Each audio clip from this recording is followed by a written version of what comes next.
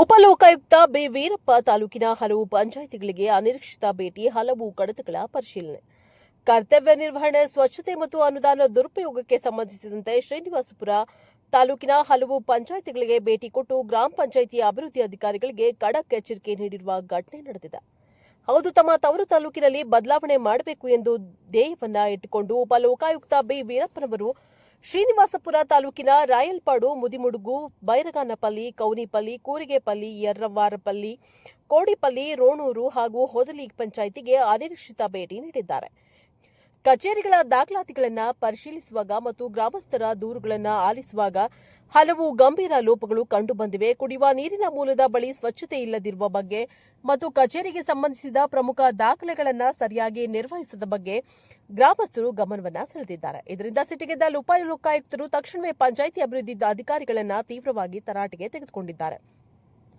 ಅಲ್ಲದೆ ನರೇಗಾ ಕಾಮಗಾರಿಗಳಲ್ಲಿ ಅಕ್ರಮ ಜಲಗಾರನ ಹಾಜರಿ ಪುಸ್ತಕ ಇಲ್ಲದಿರುವುದು ಹಾಗೂ ಕೆಲವು ಸಿಬ್ಬಂದಿ ಮೌಖಿಕವಾಗಿ ಕೆಲಸ ಮಾಡುತ್ತಿರುವ ಬಗ್ಗೆಯೂ ಪ್ರಶ್ನಿಸಿ ಸೂಕ್ತ ವಿವರಣೆಯನ್ನ ಪಡೆದರು.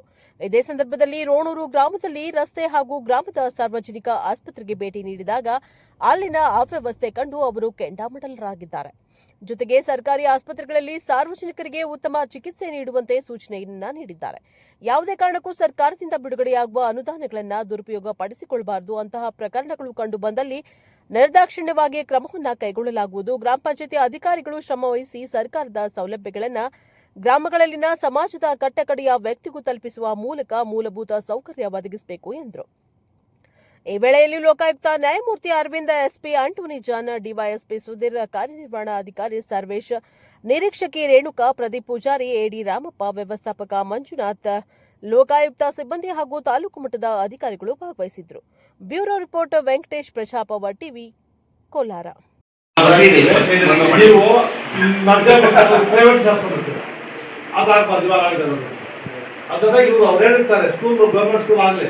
ಪಬ್ಲಿಕ್ ಮಕ್ಕಳ ಆಯ್ತು.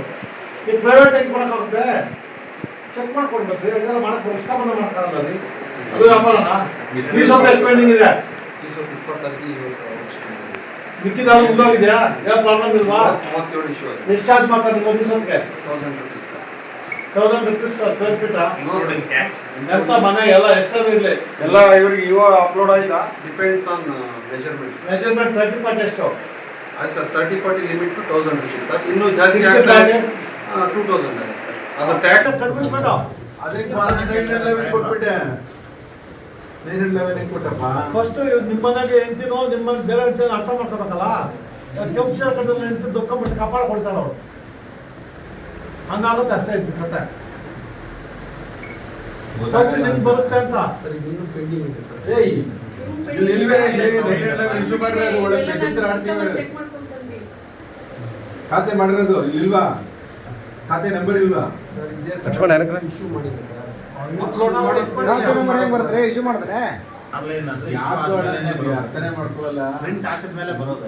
ಆನ್ಲೈನ್ ಅಲ್ಲಿ ಚೆಕ್ ಮಾಡಿದೆ. ಆನ್ಲೈನ್ ತಗೊಂಡು ಸುಳ್ಳು ಹೇಳ್ಬೇಡ ಮಿಸ್ಟರ್. ತಪ್ಪಾಗಿದೆ ಚೇಂಜ್ ಮಾಡು. ಆನ್ಲೈನ್ ಕಾಪಿ ಸರಿ ಸರ್, ನೋಡ್ತೀನಿ. ಬರಬೇಕಾಗಿಲ್ಲ. ಎಲ್ಲ ಪಂಚಾಯತು ಒಂದೇ ದಿವಸ ಬರೋಕೆ ಮಾಡ್ತೀವಿ. ಅವರು ಅಲ್ಲಲ್ಲೇ ಡಿಸ್ಟ್ರಿಬ್ಯೂಟ್ ಹಾಕ್ಬಿಡ್ತಾರೆ. ಇಲ್ಲಾಂದರೆ ನಮ್ಮ ತುಮಕೂರು, ಕೋಲಾರ ತಾಯ್ಲಾರ ಒಬ್ರು ಇದ್ದರು. ಅವರು ವಾರದಲ್ಲಿ 4 ದಿವಸ ಬೆಂಗಳೂರು. ನನಗೆ ಯಾಕೆ ಅಂದರೆ ಸರ್ ಲೋಕಾಯುಕ್ತ ಆಫೀಸು ಅಂತ. ಅದಕ್ಕೆ ಏನು ಮಾಡಿದೆ ಅವರು, ವಾರ ಬೇಡ, ತಿಂಗಳು ಒಂದು ದಿವಸ 10 ಕೇಸ್, ಒಂದೇ ದಿವಸ 10 ಕೇಸ್ಕೊಂಬಂದು ಬನ್ನಿ. ಗೌರ್ಮೆಂಟ್ ದುಡ್ಡು ಇಡ್ತಾರೆ. ಅವ್ರು ತಿಂಗಳು 10 ಸಲ ಹೋಗಿ ತಿರುಗಿ ಇಷ್ಟು ಬಂದಿದೆ ಮಾಡ್ತಿದ್ದು ಹೇಳಿ. ಅದು ಬಿಟ್ಬಿಟ್ಟು ಮಾಡಿಬಿಟ್ರೆ ಟೈಮ್ ತಗೋಬೇಕಲ್ಲ. ಇವು ಅವ್ರ ಹತ್ರ ಟಾರ್ಗೆಟ್ ರೀಚ್ ಆಗಿಲ್ಲ ಅಂದ್ರೆ ಹೋಗಲ್ಲ. ಇಲ್ಲೇ ಕೂತ್ಕೊಂಡು ಮಾಡ್ಕೊಂಡು ಯಾವುದೋ ಒಂದು ಹಾಕ್ಬಿಟ್ರೆ ಆಗೋದಿಲ್ಲ. ಡೈಲಿ ಅದಕ್ಕೆ 2 ಟೈಮ್ ಬಂದು ಸಂದರ್ಶನ ನೋಟಿಸ್ ಡೈಲಿ ಆಗಿಲ್ಲ ಅಂದರೆ ಅವ್ರಿಗೆ ಹೇಳ್ಬಿಟ್ಟು ಸರ್ ಈಗ ಆಗಿಲ್ಲ ಮಾಡ್ತೀನಿ, ಸ್ವಲ್ಪ ಟೈಮ್ ಕೊಡಿ. ನೀನು ಆಗಿದೆ ಅಂತ ಬಿಲ್ ಹಾಕಿ ದುಡ್ಡನ್ನು ಕಟ್ಟಬೇಕು. ನೀನು ಸಾಲ ನೀನು ಕೊಡೋ ಅವ್ರಿಗೆ ಹೇಳಪ್ಪ. ಈಗ 2 ಟೈಮ್ ಬಂದಾಗ ಏನು ಹೇಳಿದ್ದ ನಾನು, 15% ಇಂಟ್ರೆಸ್ಟ್ ಆಗುತ್ತೆ ಅಂತ ಹೇಳಿದ್ದಲ್ಲ ನೀನು. ಮಾಡಿಸ್ಕೊಂಡು ಬಾ ಅಂತ ಹೇಳ್ತಾರೆ. ಇಂಥವ್ರು ಮಾಡಿದ್ರೆ ಸಾಕು ಸರ್. ಈ ರೀಸೆಂಟ್ ಆಗಿ ಅವರು ಹೇಳಿದ್ದಾರೆ ಕಾನೂನು ಮಾಡ್ತಾರೆ. 269 ಮಾಡಿದ್ದೀರಿ, ತಾವು ದಾಖಲೆ ಮಾಡಿದ್ದೀರಿ. ನಾನು ಮೊನ್ನೆ ಲಾಸ್ಟ್ ಡೇಟ್ ಮಾಡಿದ್ದೀವಿ. ನೀವು ಕೋರ್ಟ್ಗೆ ಕ್ಲಿಯರ್ ಅಮೌಂಟ್ ಅವ್ರು ಹೇಳ್ಬೋದೇನೆ ಸರ್? ಯಾಕ್ರಿ ಸುಳ್ಳು ಎಲ್ಲ ಖಾತಾಗಳು ಅವ್ರಿಗೆಲ್ಲ ಖಾತಾ ಹೆಂಗೆ ಮಾಡ್ತೀರಿ, ಯಾವುದೋ ಬೇರೆ ಜಮೀನು ತಗೊಂಡು ಬೇರೆ ಎಲ್ಲ ಇದೆ ಅಡ್ಜಸ್ಟ್ಮೆಂಟು.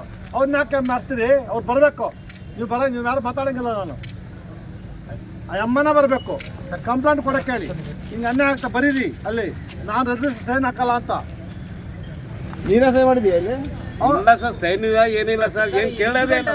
ಹಾಂ, ನಿಮ್ಮ ಮಗನ ಸುಮ್ಮನೆ ಇಟ್ಬಿಟ್ಟಿರಪ್ಪ. ನಾನು ನಿಮ್ಮಿಬ್ಬರ ಮೇಲೆ ಕೇಸ್ ಮಾಡ್ತೀನಿ. ಇವತ್ತು ನಾವು ಸುಮಾರು 14 ಹಳ್ಳಿ ಗ್ರಾಮ ಪಂಚಾಯತ್ಗೆ ಹೋಗ್ಬೇಕು ಅಂತ ಪ್ಲ್ಯಾನ್ ಮಾಡಿದ್ದೀವಿ. 10 ಗ್ರಾಮ ಪಂಚಾಯತಿಗಳನ್ನು ಇವತ್ತು ಹೋಗಿ ಚೆಕ್ ಮಾಡೋಕ್ಕೆ ಅವಕಾಶ ಆಯಿತು.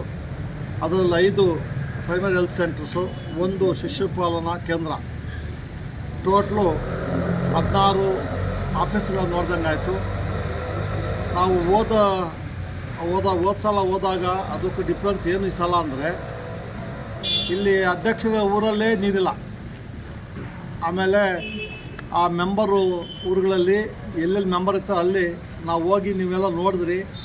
ಆ ಟ್ಯಾಂಕ್ ಹೋಗಿ ಚೆಕ್ ಮಾಡಬೇಕು, ಬೀಗ ಹಾಕ್ಕೊಂಡು ಇದು ಪತ್ತನೇ ಇಲ್ಲ, ಅಲ್ಲೂ ನೀರಿಲ್ಲ. ಸುಮಾರು ಸಾರೆ ಬಿಲ್ ಇಸ್ಕೊಡ್ತಾರೆ.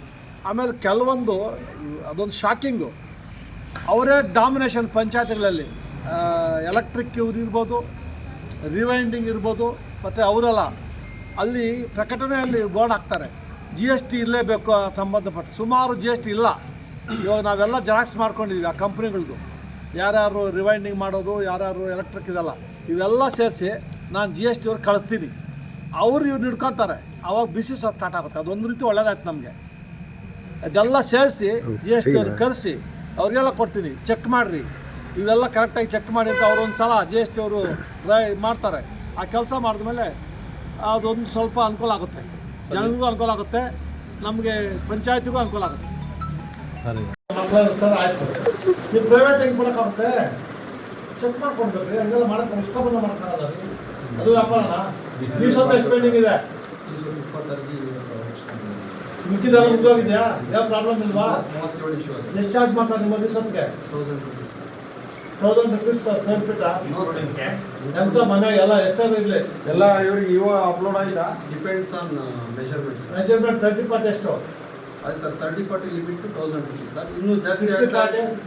2000 ಆಗುತ್ತೆ ಸರ್. ಅದು ಟ್ಯಾಕ್ಸು ಆನ್ಲೈನಲ್ಲೇ ಇದಾಗ್ತದೆ ಸರ್. ಹಾಂ, ರಿಸಿಪ್ಟ್ ಹಾಕಿದ್ರೆ ಈ ಸರ್ ಇವಾಗ ರೋಡು ಪಂಚಾಯತ್ ಎಲ್ಲ ತೆಗೆದುಬಿಟ್ಟಾರೆ ನಿಮ್ಮನ್ನು, ಯಾವುದು ಟ್ಯಾಕ್ಸ್ ಪೆಂಡಿಂಗ್ ಇಲ್ಲ ಸರ್, 7.5 ಲಕ್ಷ ವಸೂಲಾಗಿದೆ, ಇನ್ನೂ 5 ಲಕ್ಷ ವಸೂಲಾಗಿದೆ. ಅವನ್ನೆಲ್ಲ ಮುಂದಾಕಿ ನೀವು ಹೇಳ್ತಾನೋ. ಇಲ್ಲ ಸರ್, ಇನ್ನೂ 5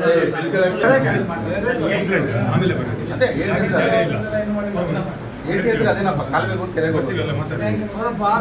ಕೆಳಗೆ ಹೋಗುತ್ತೆ, ಕೆಳಗೆ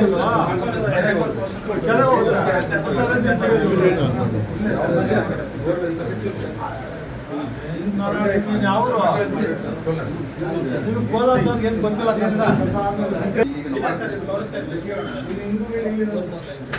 ಎಷ್ಟು ಮಾಡಿದ್ರಿ ಗುಂಡಿ? Sir 2 degree sir ground level ಇದೆ. GPS ರೋಡ್ಗಳು ಇದು 2 ಮೀಟರ್ ಇಲ್ಲ ಇಲ್ಲಿ ಗ್ರೌಂಡ್ ಲೆವೆಲ್ ವರ್ಗ ಒಂದರಾಗ ಖರ್ಚು ಮಾಡಿರ್ತೀಯಲ್ಲ ನೀನು, 2 ಹಾಳು ಮಾಡಿದ್ರೆ ಮಾಡಿ 2 ಲಕ್ಷ ಪೇಮೆಂಟ್ ಆಗಿದೆ ಸರ್. 2,90,000 ಪೇಮೆಂಟ್ ಆಗಿದೆ. 6 ಲಕ್ಷ ಎಸ್ಟಿಮೇಟು, ಎಸ್ಟಿಮೇಷನ್ 6 ಲಕ್ಷ, 2,09,000. ಮತ್ತೆ ಕೊಡೋದು ತಾನೆ? ಇಲ್ಲ ಸರ್, ಒಟ್ಟು ಎಲ್ಲಿ ಇದಕ್ಕೆ ರಜಿಸ್ಟರ್ ಇಲ್ಲ. ಅದೇ ಇಂಡಿವಿಜುವಲ್ ಖಾತೆಗಳು ಮಾಡಿದ್ದಾರೆ. ಇದು ಗ್ರಾಮ ಠಾಣೆ ಒಳಗಡೆ ಬಂದ್ರೆ ತಹಸೀಲ್ದಾರ್ ಗ್ರಾಮ ನಕಾಶೆ ಕೊಡಬೇಕು. 7ನೇ ತಿಂಗಳದೇ ಅದು ಮೋಟರ್ ಇದೆಲ್ಲ ಹೇಳತ್ತೀನಿ. ಅಂದ್ರೆ ಈ ಪಂಚಾಯತ್ ಬರಕ್ ಮೊದಲೇ ನಾನು ಹೇಳ್ತಾ ಇದ್ದೆ ಎಲ್ಲ ಅವ್ರು ಟೈಮ್ ಆಗಲ್ಲ. ಎಲ್ಲ ನೀವೇ ಅನುಮೋದಿಸಿದೆ ಬಂದ್ಬಿಟ್ಟು ನಿಂದು ಯಾವ ನಿಂದು ಈ ತಾಲೂಕೋನೆ ನೆಟ್ಟಿ ಕೆಲಸ ವಿರೋಧದಲ್ಲಿ ಮಾಡ್ತಾ ಇದ್ದಾರೆ ಸರ್. ವಿರೋಧದಲ್ಲಿ ನಮ್ಮ ವ್ಯಾಪ್ತಿಯಲ್ಲಿ ಏನಿದೆ ತಿಂಗಳು ಮೆಂಬರ್ಸ್ಗೆ 2,000 ರೂಪಾಯಿ ಆನರರಿ ಕೊಡ್ತಾರೆ. More than 50% ಮುಗ್ದೋಯ್ತು. 50% ಸಾಕು.